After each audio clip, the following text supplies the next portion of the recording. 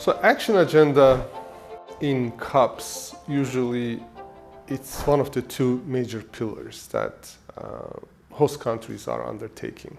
As you know, the most important actually part of the COP process is this negotiation process. And this is what COPs are for. Conference of the parties of the three agreements, UNFCCC, Kyoto Protocol and Paris Agreement. And mostly Paris Agreement actually. So parties are parties to the Paris Agreement. And as Paris Agreement is being implemented, many difficulties emerge, as is expected, right? Because treaties are by their very nature very vague, right? There is this deliberate ambiguity in treaties. And COPs, Conference of Parties, are the highest decision-making bodies of those treaties, attended by signatories of those treaties. All three happen simultaneously, right? UNFCCC, Kyoto, and Paris. And they try to figure out how to solve those issues of implementation and interpretation at the same time. But this process is very, very difficult because every decision at COP requires total consensus of all the parties, right? So we are talking about 198 parties, for instance, of UNFCCC, 195 parties to Paris Agreement. They are difficult because the decisions are binding on the parties, so therefore consensus becomes very important. Because of that, a couple of years ago, this idea emerged that let's also have the second pillar, second track of COP process, which could be initiated totally by the host country. Because in negotiation track, it's not up to Azerbaijan to initiate anything, right? UNFCCC Secretariat, which is the custodian of these three treaties, it tells the host country which issues are there that needs to be discussed and decisions need to be made about, right? And therefore, vis-a-vis that track, the countries came up with the idea of action agenda, which is the bulk of your question, the gist of your question. Action agenda is really very different from negotiated outcomes, right? Because action agenda, as I said, it's totally up to the country to come up with. So Azerbaijan this year really, we don't have to ask anybody and come up with those initiatives. And that way it's different from negotiated track. And second, you don't need consensus here, right? So you don't need all those 198 parties signing up to these initiatives for them to move forward. And also the idea behind the action agenda is that negotiations, being negotiations, we need to move forward regarding climate crisis and solution of the climate crisis. So any step forward is a plus. So maybe not all countries will support it, maybe not, but maybe 10 countries, 30 corporations, I don't know, 10 NGOs, whatever, but if there is anything that we could do to move forward regarding solution of the climate crisis we are facing, that would be great. So this is the basic framework for action agenda. We have 15 action agenda items because the peace initiatives have kind of two legs. Not surprisingly, probably the most important or one of the most important items in the action agenda is related to finance. Because action agenda items also has to be in line with negotiation track so that there is a certain synergy between them, right? While pushing for one, you can also advance the other. Because time is short, resources are always scarce, and you want to utilize them very efficiently. So finance will be very important, and our Climate Finance Action Fund will be a significant portion of that. And I think the international media probably responds more to that initiative than almost anything else. There are also 4/5 energy-related action agenda items.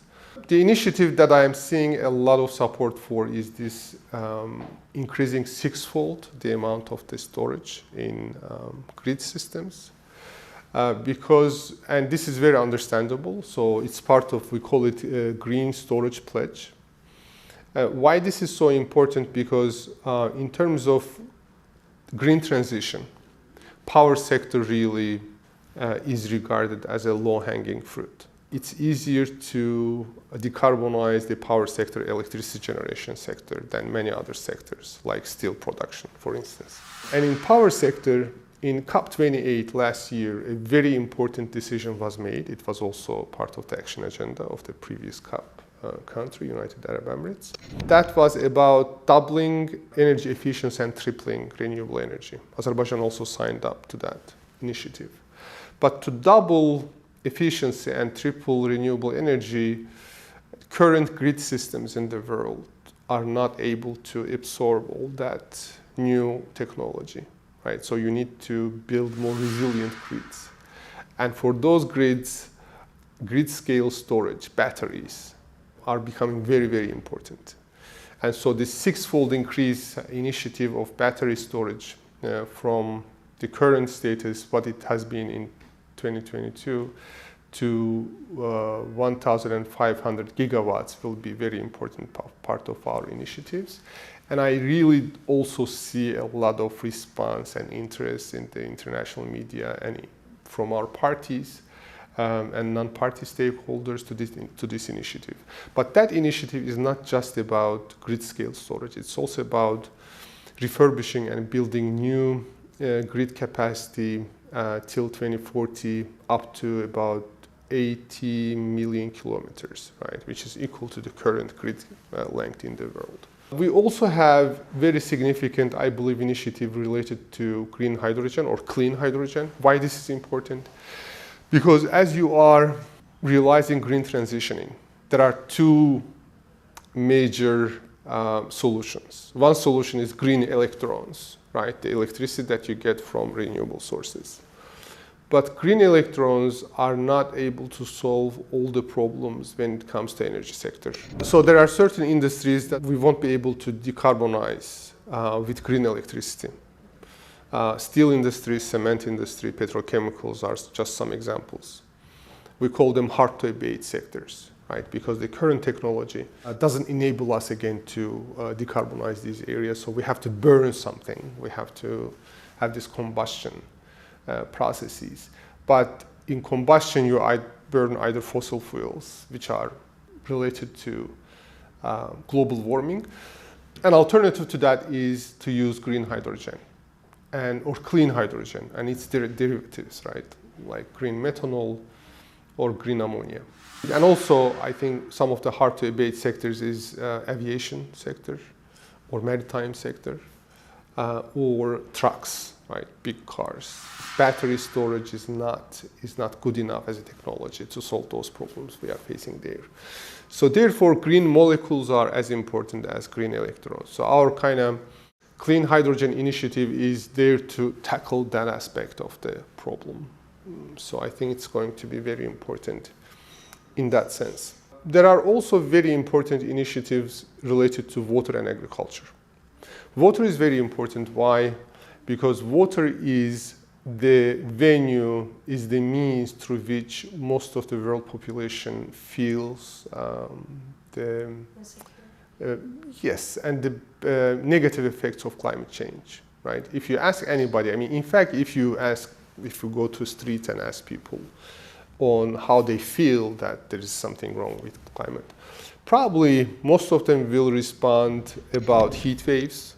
Some of them will talk about forest fires, but these are kind of seasonal things. But the thing that happens throughout a year is water, right? In oceans, we see ocean level rise or ocean acidification in the world because temperatures are rising.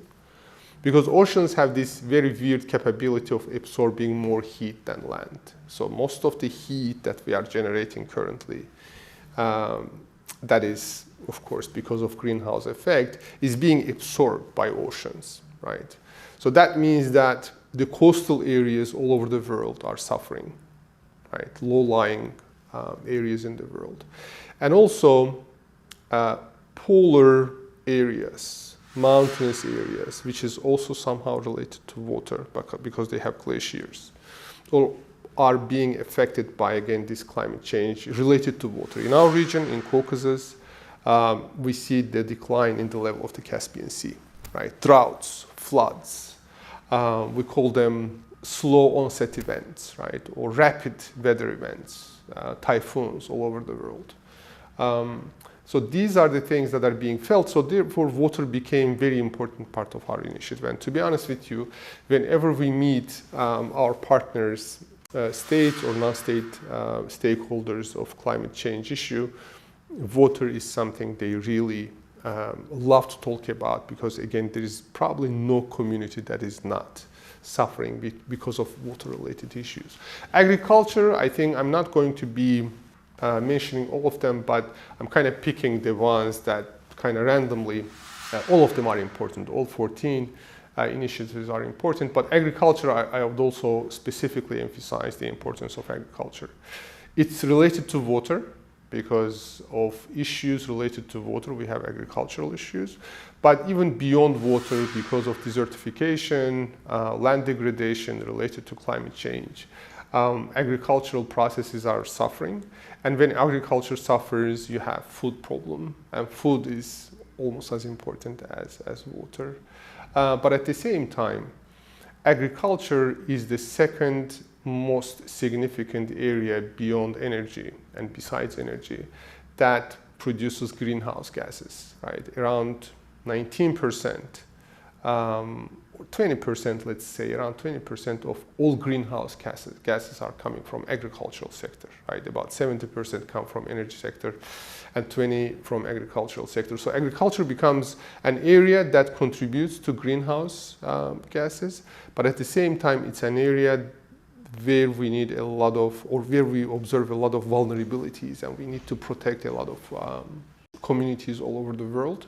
And also, probably lastly, I would like to mention our initiative on digitalization, because increasing reliance on artificial intelligence is increasing the power demand all over the world, right? So information technologies are making our lives easier. They are also bringing solutions to climate crisis. But especially with this artificial intelligence boom, we see that the demand for energy is increasing. So Googling something versus asking the same question to AI, ChatGPT for instance, there's a 10 times difference in terms of energy use, right? And if we continue this path, then we need to make sure that the energy used by information technologies and artificial intelligence included are coming from green sources. So this is also very significant, but also I should indicate that our initiatives pay as much attention to just transition, to indigenous communities, to vulnerable communities, to gender issues, to women, to children, to youth, because unless we really move forward in an inclusive manner, our solutions won't be inclusive either. And we don't want to create this global divide as we try to solve global climate issue. Certain parts of the world shouldn't be benefiting more from climate solutions than others. Certain segments of society shouldn't be benefiting more than the others. So the most vulnerable should be getting at least as much attention and as much help as the more powerful. So I think this kind of would be my overall assessment of our action agenda items. First, I would like to start with zones, because this is really something that matters to Azerbaijan. And usually when you come up with initiatives, you want to make sure that they have traction at all four levels: subnational level, national level, regional level, and global level, right? Unless your initiative is meaningful at all these levels, the chance of success won't be high, okay? So our green zones are coming from Karabakh and East Zengezur because they were totally destroyed by the occupiers. Azerbaijan, as always, turned this disadvantage into advantage, build it according to the latest technologies, right? Because already established urban environments are very difficult to retrofit, very, very difficult, right? There will be a lot of voices opposing to that. But when you have total destruction, it's a clean slate, Right? You can start anew, you don't have to ask or incorporate many interests, and therefore you can apply the latest technology. This was the idea behind green energy zones in Karabakh and East Zengezur. And actually it was Ministry of Energy that hired TEPSCO, Japanese consulting company. And they came up with the idea on how to turn this area into green energy zone. And green energy zone basically means that, it means a lot of things, but basically you are turning this area, a smaller portion of your country, into one of the best examples of net zero.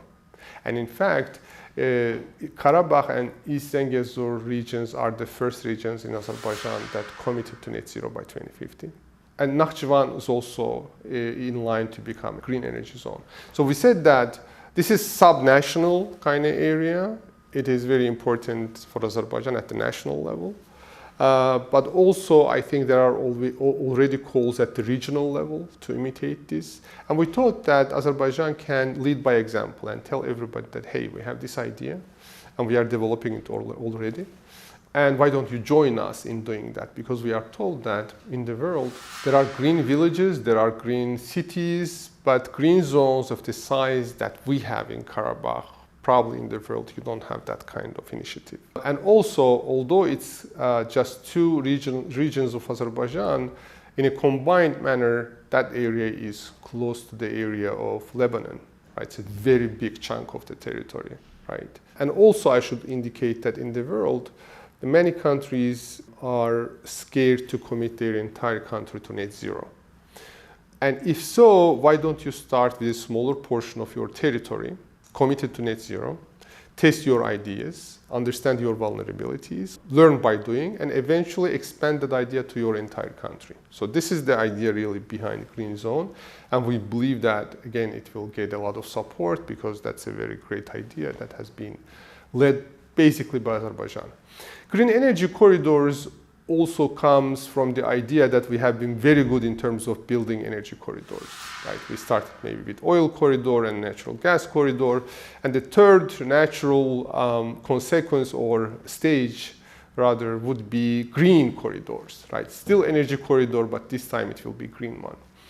And of course, the Caspian Sea, which has been very generous to us in terms of oil and gas, is also very generous regarding offshore wind energy. And this green energy corridor, we call it Caspian Black Sea Europe Green Energy Corridor, is about really transferring and selling and exporting Caspian Sea's vast offshore energy all the way to European continent, right? And we believe that in the world, there are many places where supply and demand could be met by these kinds of corridors. And so this is an idea that is taking off in different parts of the world. And we believe that it's very timely because in certain parts of the world, you have a lot of demand for energy, but they may not have good sources of renewable energy. But if you connect those transcontinental or transnational corridors with the help of these corridors, those different parts, then you are creating a lot of efficiencies. Another thing about green energy corridors is that they increase the resilience of grids, right? The power grids that the countries have. So in that sense, that is something that is barely happening in the world, and Azerbaijan has been on the leading segment, leading portion of that process, leading stage of that process. And we also wanted to export kind of this idea as well. So green corridors and green zones is something we are doing, is something that we are among pioneers in the world. In terms of the idea and implementation.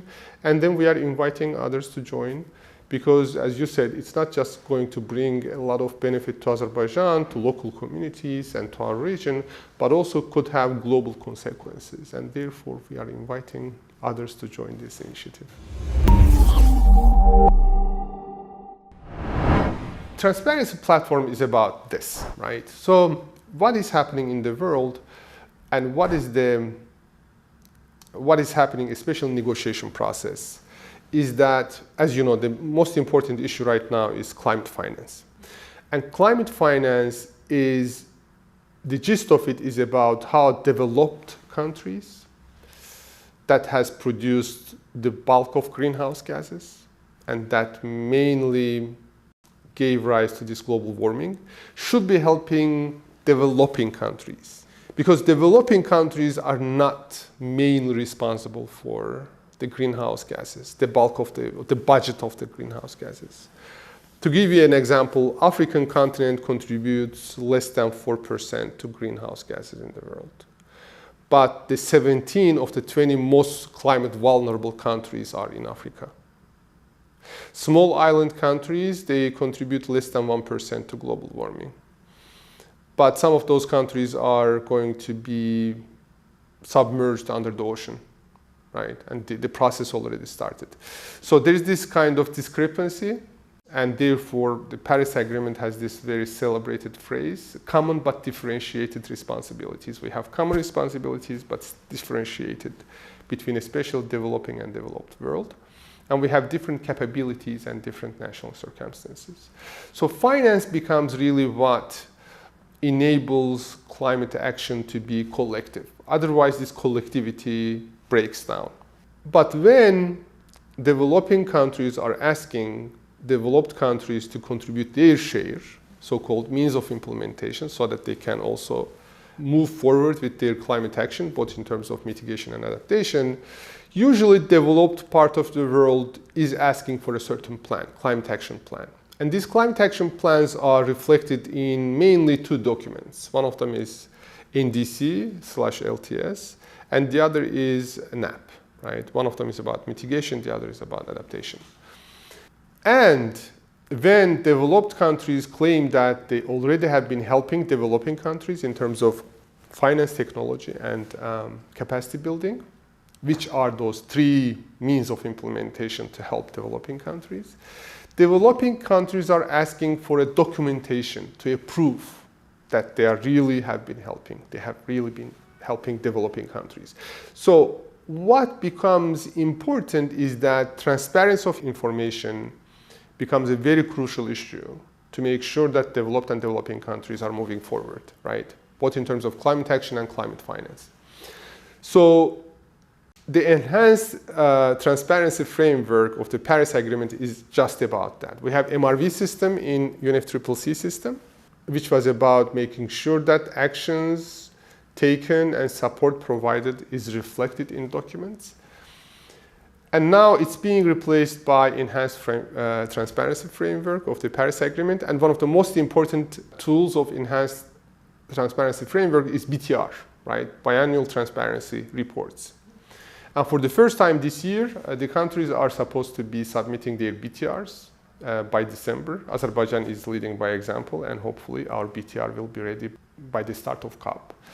And BTRs are exactly those documents that create transparency between developed and developing countries and between the parties to the Paris Agreement and UNFCCC. Because when there's transparency, when you know what a certain party is really doing in terms of climate action and means of implementation, that clarity and transparency and sincerity in terms of action creates, first, it enables us to calculate what's going on, to understand, to stocktake.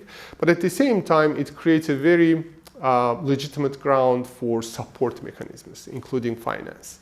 So therefore, and because again, this COP is about finance, we said that this kind of financial help could only be possible with very ambitious documents that are being expressed in a very transparent manner. Transparency becomes key to global and collective climate action.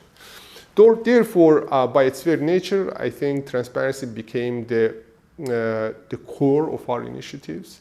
And again, we are doing that already. We established and organized a lot of BTR workshops to help different countries to come up with their BTRs.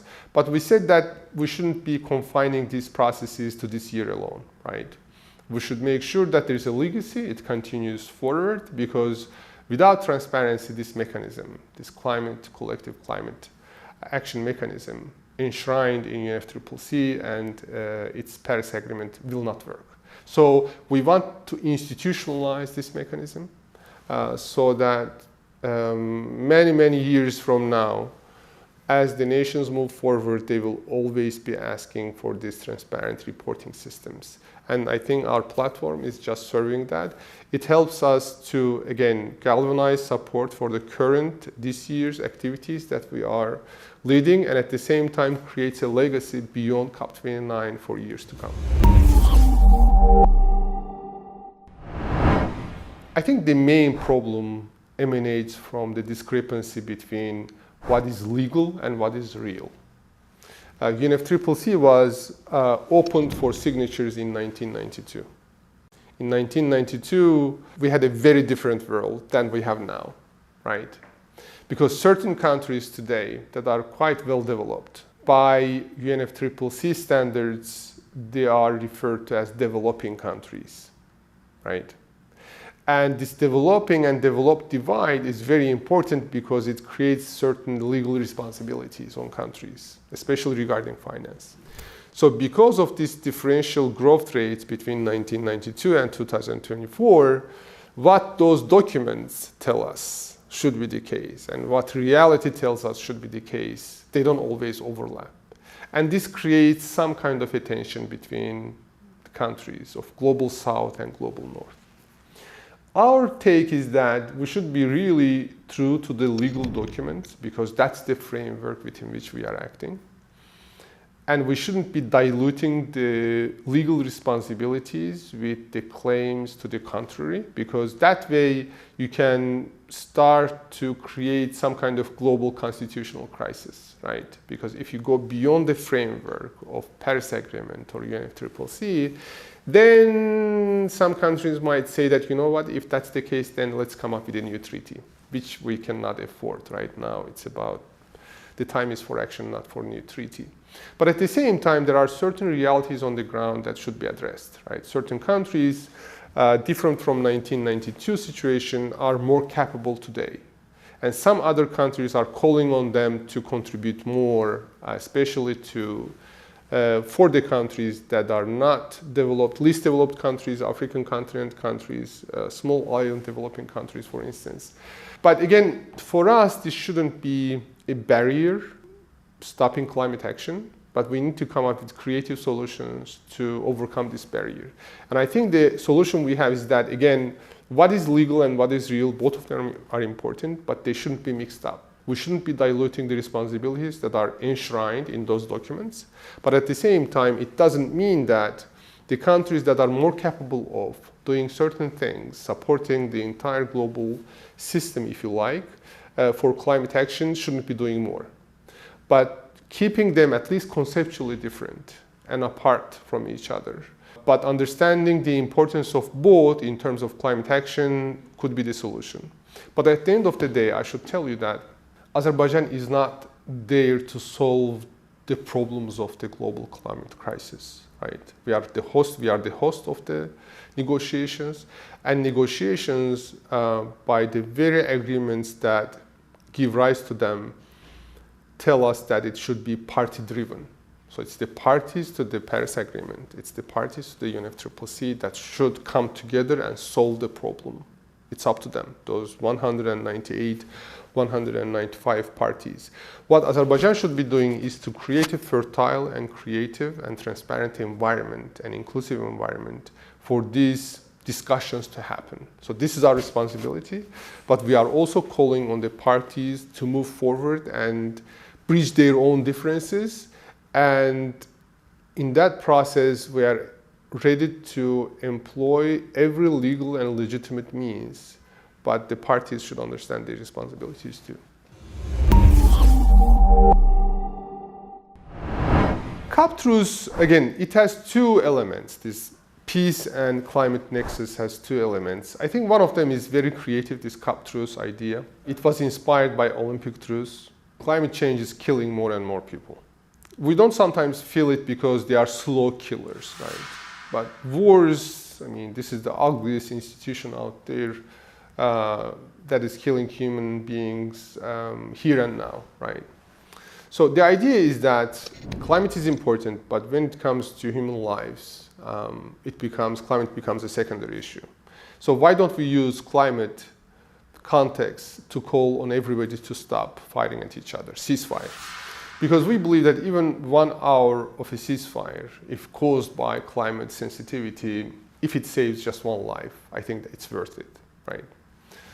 But at the same time, we also indicate that wars are huge emitters of greenhouse gases. You use a lot of technology, you use traditional methods, and all those technologies you use, all those bombs exploding. And again, I'm not trying to take or ascribe any kind of secondary value to human life, but at the same time, it's a very, very serious emitter of greenhouse gases.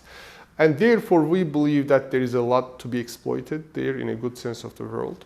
COP truce is something, as an idea, we are going to put it forward. Again, it's up to the, hopefully, and we are going to do our best. But as an idea, as I said, even 1 hour would make us very happy. But at the same time, as you imply in your question, I think climate and peace nexus has a lot to be explored and exploited. And this is why we opened up the second leg of the initiative to see how this nexus could be exploited fully, whereby the gains will be both peace and climate solutions. COP29 really, many people said that it's already a success because COP29 also happened because Azerbaijan and Armenia moved forward in their peace negotiation, right? We supported each other in the process. And as a result of that process, these things are happening today, and we are going to be hosting this event. So we are really hopeful that COP29, as it started with a step towards peace, will continue that process. And hopefully, by COP or during COP, we are going to be adding to what happened before, and the foundational basis of the sustainable peace between Azerbaijan and Armenia will be strengthened, and hopefully final solution will be reached between these countries. But at the same time, politics is politics. For us, it is one of the consequences, one of the potential positive consequences of this initiative. But again, we look at that issue globally, right? As I said before, what matters is that both subnational, national, regional, and global levels, all of them respond and all of them benefit from every initiative. Yes, in our region, we need that past grievances between Azerbaijan and Armenia, which started after the occupation of Azerbaijan lands, to be over and forever. But at the same time, we are not confining our vision to our region alone. We are looking globally and trying to get the most. Again, to me, when peace and climate are compared, I have a very difficult job, right, in terms of prioritizing one over the other. Because COP is about climate, and our mandate is about solving climate crisis. But when we talk about peace and war, there is nothing that can trump peace and war, right? So it becomes the most important issue. So we are trying not to go beyond our mandate, which is about climate, but at the same time see how we can contribute using this occasion to war, which in turn will contribute also to the solution of climate crisis that we have today.